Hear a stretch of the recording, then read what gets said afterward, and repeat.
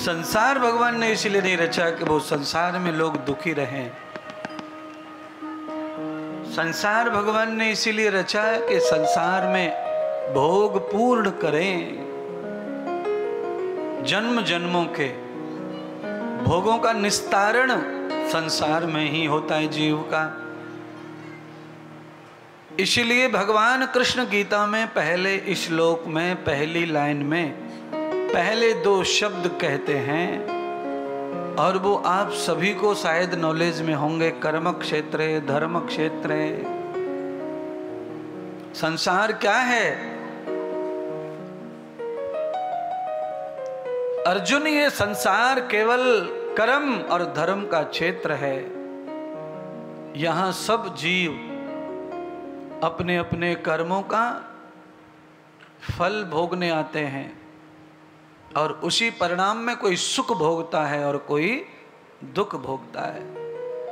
भगवान दोनों से निर्लेप हैं। भगवान न सुख देते न दुख देते किसी को, इसलिए उनका नाम है नारायण।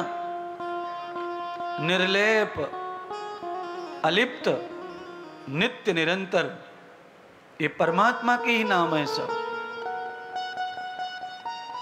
किसी के घर में बच्चा हुआ 12 साल के बाद, इतनी खुशी इतनी खुशी, पर भगवान को बिल्कुल खुशी नहीं है। खुशी उनको है जिनके घर में स्वार्थ पूरा हुआ, इच्छा पूरी हुई। भगवान को कोई खुशी नहीं है किसी के घर में बच्चा हो गया तो। किसी के घर में एक इकलौता बेटा 22 वर्ष का टक्कर से मर गया, पूरा गांव रुदन कर रहा है, पर भगवान को एक आंसू आया नहीं आया। किसी के मर जाने से, किसी के पैदा होने से परमात्मा को गम या खुशी होती नहीं है। क्यों नहीं होती है? क्योंकि वो अलिप्त है, वो किसी के बंधन में बंधते नहीं है, और जो उन्हें अपने बंधन में बांध लेता है वो उन्हें दुखी और सुखी नहीं करता। आभ्यातनंद वेदन्नस्तुभ्यय,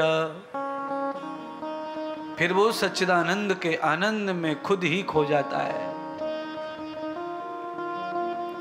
खुद का अस्तित्व मिटा लेता है। केवल भगवान, मैं तो कुछ हूं नहीं, और जब मैं कुछ हूं नहीं तो मेरा दुख क्या और सुख क्या, मान क्या और सम्मान क्या।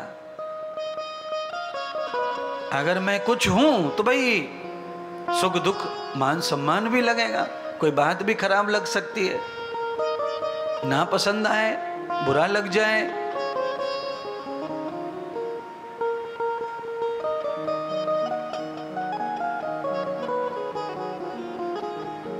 पर मैं कुछ नहीं हूं। अच्छा बोलो, मुर्दे को, मरे हुए आदमी को कोई पटके, गाली दे, सुई चोचे, कोयला डाल दे, उसको कुछ पड़ी है? इसको कहते हैं भगवान में मिलना, मुर्दा।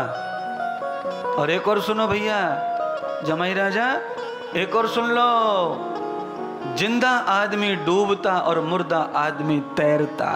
भव सागर से पार होना है तो मर जाओ।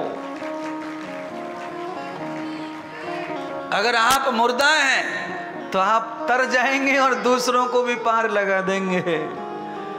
रामायण के रचयिता तुलसीदास को मुर्दे ने पार लगा दिया था नाव बन करके, मरा हुआ आदमी। मरे हुए का मतलब ये नहीं है कि मरना है, मरे हुए का मतलब है कि बकवास को मार लो, अहंकार को मार लो, मरने से पहले मर जा। शरीर का मरण नहीं, तुम्हारी नालायकी, अज्ञान का मरण जिस दिन हो जाएगा। मुर्दे का काम तैरना है, जीव का काम डूब जाना है। अगर जिंदे आदमी को तैरना न आए तो समझ गए। अच्छा, मुर्दा कभी हाथ पैर चलाते देखा है तुमने नदियों में? नहीं, नदी डुबा नहीं सकती उसे। क्यों नहीं डुबा सकती? क्योंकि वो परमात्मा में घुब गया, लुप्त हो गया है। अब उसका जो काया है, शरीर है, जो प्रकृति है, जो दिख रही है, वो तो नश्वर है, नाशवान है। पर इसी नाशवान शरीर में हमें जब जीवता होती है, प्राणता होती है, तो कितना अभिमान, कितना स्वाभिमान, कितना बुरा, कितना अच्छा लगता है। राजन, परमात्मा प्रजापति नत्व देता नन्यो विश्वा जाता ने परिता बभूवः यत् कामास्ते जुहुमस्तन्नो अस्तु वयम श्याम पतयो रयिणाम। वेद भगवान कहते हैं वो प्रजापति सारी सृष्टि को ज्यों की त्यों रचता है, उसमें वो कुछ मिलावट नहीं करता। कोई मटके में तेल भर देता है, कोई मटके में दाल भर देता है, कोई चावल भर देता है, और कोई मटके में दूध और कोई पानी। प्रजापति माने कुम्हार। कुम्हार का काम मटका बनाना है। अभी तक कुम्हार ने ऐसा मटका बनाया नहीं जिस पे नाम डाला हो कि ये तेल का, ये दाल को, ये चावल को। उसका काम मटका बना के द्वार पर रखना है, भाई ले जाओ। अब जो ले गया उसकी बुद्धि में क्या चल रहा है खरीदते समय? वो पानी के लिए ले जा रहा है कि दान करने ले जा रहा है, कि वो दाल भरेगा, कि उसमें दारू पकाएगा, वो भाड़ चूल्हा क्या करेगा? ये तो जीव के हाथ में है। परमात्मा कहते मैंने सृष्टि बनाई है, मटका बनाया है, मैंने भोगने का कोई भी कारण बनाया नहीं है। भोग तो व्यक्ति बनाता है और उसके कारण भी जीव बनाता है।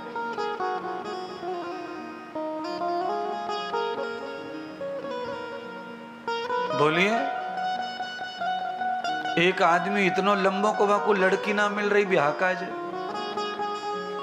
और एक इतनो गटुआ कि उसके लिए ना मिल रही लड़की साइज की, और बनाने वाला दोनों कोई भगवान है? भगवान ने कैसे बनाया? मेरे मटेरियल से मुझे बनाया। आपके घर को बनाने वाले मिस्त्री आए होंगे तो क्या वो साथ में ईंट पत्थर लाए?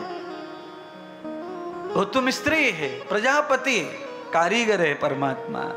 धन धन तेरी कारीगरी करतार। क्या अजब बनाया तूने ये भोला संसार, धन धन तेरी कारीगरी करतार। वो तो कारीगर है, निर्माता है। दुनिया का कोई कुम्हार ऐसा नहीं है जो मिट्टी पैदा कर दे। मटका पैदा कर सकता है, सकोरे पैदा कर सकता है, भोलुआ पैदा कर सकता है, गणेश राम श्याम की मूर्तियां बना सकता है, ईंट बना सकता है, पर मिट्टी कोई बना सकता नहीं है। मिट्टी को रौंद सकता है, गूंद सकता है, पर मिट्टी ला नहीं सकता, कहीं बना नहीं सकता। इसलिए जैसे मिट्टी पहले से मौजूद है, मटका पहले से मौजूद नहीं था, बना दिया, ऐसे ही ये संसार पहले से है राजा परीक्षित। इसको केवल भगवान ने निर्माण किया है, सजाया है, रचा है, पर संसार कभी न मरता है और न कभी पैदा होता है। अग्नि, जल, वायु, पृथ्वी, आकाश, ये 5 चीज कभी नाश होता नहीं है।